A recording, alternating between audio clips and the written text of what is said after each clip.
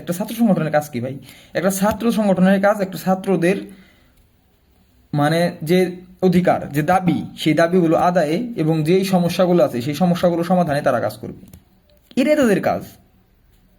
এখন এই কাজটা করার জন্য যদি আপনারা এই সব বিষয় নিয়ে মানে এরকম একটা নেগেটিভ দাঁড় করাইতে চান যে তারা কেন করলো, এই টাকাগুলো কোথায় পাইলো, কিন্তু এদিকে ছাত্রদল তেজগাঁও কলেজে একজনের মাইরে ফেলাই দিছে, মাদকের বিরুদ্ধে কথা বলছে, একজনের মাইরে ফেলাই দিছে। সেইটা নিয়ে আমাদের গণমাধ্যমের কোনো রকম মাথা ব্যথা নাই, কোনো আলোচনা নাই, কিচ্ছু নাই। ভাবা যায় বিষয়গুলি আপনার? একজনের মাদকের বিরুদ্ধে কথা বলছে, যে মাদকের প্রতিবাদ করছে, মাদক চলবে না, সেইখানে প্রেসিডেন্ট সেক্রেটারি ছাত্রদলের জড়িত, সেটা নিয়ে কোনো রকম কারোর কোনো রকম মাথা ব্যথা নাই। মাথা ব্যথা হচ্ছে শিবির কেন ওয়েলফেয়ার পলিটিক্স করতেছে, শিবির কেন ছাত্রদের কল্যাণে কাজ করতেছে, এই টাকাগুলো তারা কোথায় পায়। আসসালামু আলাইকুম। মানে কিছু বিষয়গুলো দেখলে, মানে কিছু বিষয়ে বাংলাদেশের চিন্তা করলে মানে অত্যন্ত খারাপ লাগে। জুলাই আগস্টের পরেও বাংলাদেশের গণমাধ্যমগুলোর কোনো রকম পরিবর্তন নাই। এদের সেই দলের পাচাটা, সেই দলের পক্ষে কথা বলা, মানে কি বলবো ভাই, দেশ যে পগার পাড়া যাইতেছে এই বিষয়ে তাদের কোনো রকম মাথা ব্যথা নাই। দেশের রাজনৈতিক অবস্থাটা কি সেটা নিয়ে তাদের কোনো মাথা ব্যথা নাই। মাথা ব্যথা একটাই, প্রত্যেকটা টকশোতে একটাই টপিক, ৭১, একটাই টপিক জামাত শিবির, একটাই টপিক জামাত শিবিরের ওয়েলফেয়ার পলিটিক্স। কেন, কি ভাই বুঝলাম না, বাংলাদেশে এছাড়া কোনো কিছু নাই? মানে টকশোতে আলোচনার কি এর বাইরে কোনো টপিকই নাই? আমার বুঝে আসে না। আমি রিসেন্টলি 4 থেকে 5টা টকশো দেখলাম, প্রত্যেকটা টকশোতে প্রত্যেকটা উপস্থাপিকার একটাই প্রশ্ন, জামাতের ৭১-এর ভূমিকা। জামাত শিবির কেন ওয়েলফেয়ার পলিটিক্স করতেছে? জামাত নির্বাচনের আগে এত সমাজ কল্যাণমূলক কাজ কেন করতেছে? শিবির ঢাকা বিশ্ববিদ্যালয়ে এত সমাজ কল্যাণমূলক কাজ কেন করছে? ছাত্রবান্ধব কাজ কেন করছে? মানে ভাবা যায় ভাই, একটা রাজনৈতিক দলের কাজ কি, একটা ছাত্র রাজনৈতিক দলের কাজ কি? মানে এই বিষয়টা ন্যূনতম কমন সেন্স থাকা উচিত প্রত্যেকটা অবস্থাপিকার। ভাই রাজনৈতিক দলের কাজ, তারা জনগণের সাথে থাকবে, জনগণের সুখ দুঃখ কষ্ট এরা বুঝবে, এদের কি চাহিদা, এদের কি লাগবে, এই বিষয়গুলো রাজনৈতিক দল খতিয়ে খতিয়ে দেখবে, তাদের সেই সমস্যাগুলো সমাধান করবে। তাদের মেডিকেল ট্রিটমেন্ট দরকার, তাদের আবাসস্থল দরকার, তাদের চাকরি দরকার, তাদের এটা দরকার সেটা দরকার, হ্যাঁ এইগুলি রাজনৈতিক দলের কাজ। তারা এইগুলি দেখবে, কেরা অসহায় আছে, কাদেরকে সাহায্য করা যায়, এরাই রাজনৈতিক দলের কাজ। তো এইটা যদি কোনো দল করে, ফ্রি মেডিকেল ক্যাম্প, এখানে যাবতীয় যতগুলো সমস্যা আছে মানুষের, সাধারণ মানুষের, যার যা জায়গা থেকে সে সমাধান করার চেষ্টা করতেছে, সো এইটা নিয়ে কেন প্রশ্ন তুলতে হবে? এটা নিয়ে প্রশংসা করা উচিত। প্রশ্ন কেন তুলবো রে ভাই?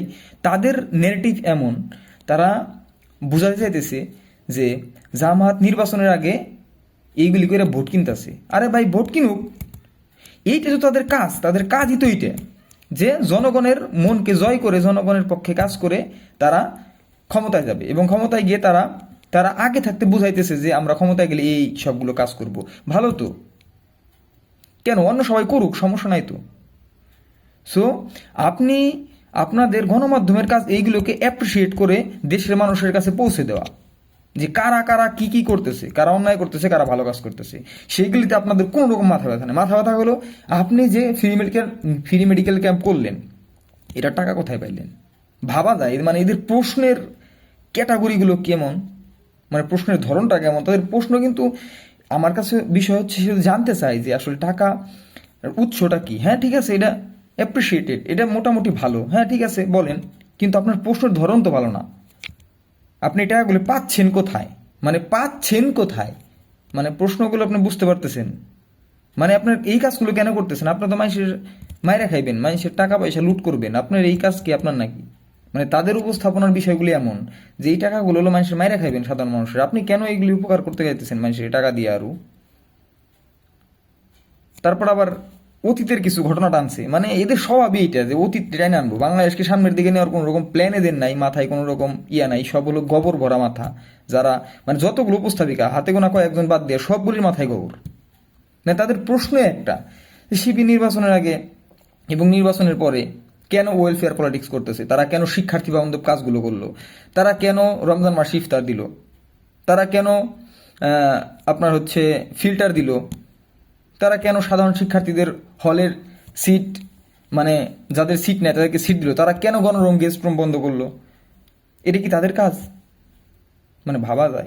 আর একজনে যে মাদক ব্যবসা করতেছে, মাদক বেচে মানে ছাত্র সমাজে ধ্বংস করতেছে, সেই বিষয়ে সেইটার প্রতিবাদ করে একজনে মাইরে ফেলাই দিয়েছে, সেইটা নিয়ে বাংলাদেশের গণমাধ্যমের কোনো মাথা ব্যথা নাই, টকশো যায় প্রশ্নও নাই।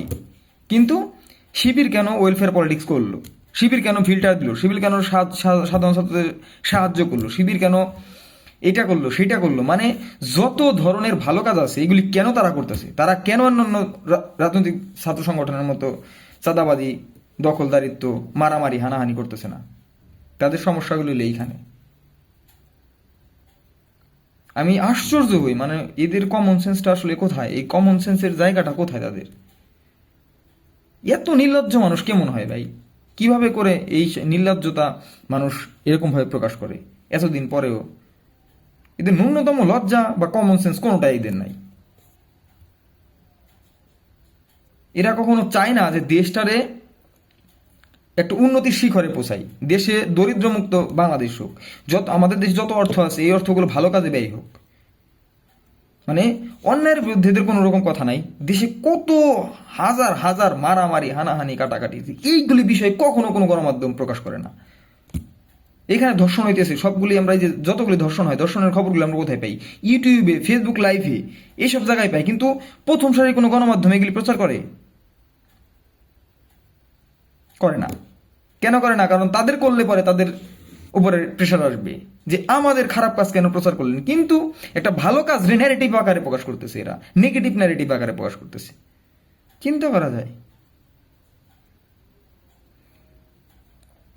মানে এদের কি বলবো ভাই, আসলে বাংলাদেশের মেরুদণ্ডটা ভাঙার জন্যে, মানে মেরুদণ্ডকে শুরুতেই, মানে প্রত্যেকটা জায়গাতে যেখানে যখনই বাংলাদেশ নতুন করে স্বপ্ন দেখা শুরু করছে, সেই সময় এই মিডিয়া, প্রথম সারির মিডিয়াগুলি তাদের পা চাটতে কিছু দলের পা চাটতে শুধুমাত্র এই দেশের মেরুদণ্ডটাকে ভাঙার চেষ্টা করতেছে।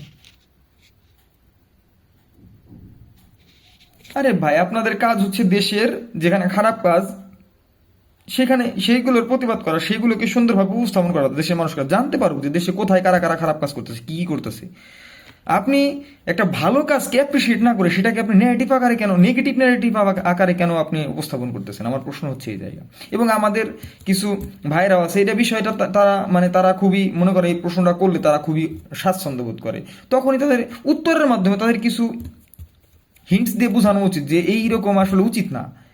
প্রত্যেকটা ভালো কাজের অ্যাপ্রিসিয়েট করা উচিত, প্রত্যেকটা ভালো কাজকে সকলকে ভালো কাজের জন্য উৎসাহিত করা উচিত। তারা নিজেদের মতো করে ব্যাখ্যা দেয়, মানে তারাও স্বাচ্ছন্দ্য বোধ করে এরকম বিষয়গুলোকে যে তারা অ্যান্সার দিতে পারতেছে, এই বিষয়টা নিয়ে তারা স্বাচ্ছন্দ্য বোধ করে। আমাদের উচিত ভাই, যাদের এরকম প্রশ্নের মুখোমুখি হয়, মানে হতে হয়, তাদের উচিত যে প্রশ্নের উত্তর দেওয়ার মধ্য দিয়ে কিছু কথা এদেরকে বুঝিয়ে দেওয়া যে আসলে আপনারা যেভাবে এইগুলোকে ন্যারেটিভ আকারে প্রকাশ করতে চাইতেছেন, আসলে এইগুলি আপনাদের কাজ না। এই বিষয়গুলি আমি আশা করব প্রত্যেকটা গণমাধ্যম সর্বোচ্চ নিরপেক্ষতা বজায় রাখবেন, অন্যায়ের বিরুদ্ধে কথা বলবেন এবং অন্যায় দেশের উন্নতির জন্যে এবং অন্যায়ের বিরুদ্ধে দেশটাকে সুন্দর, শান্তি এবং সুশৃঙ্খল রাখার জন্যে আপনারা কাজ করবেন। ধন্যবাদ।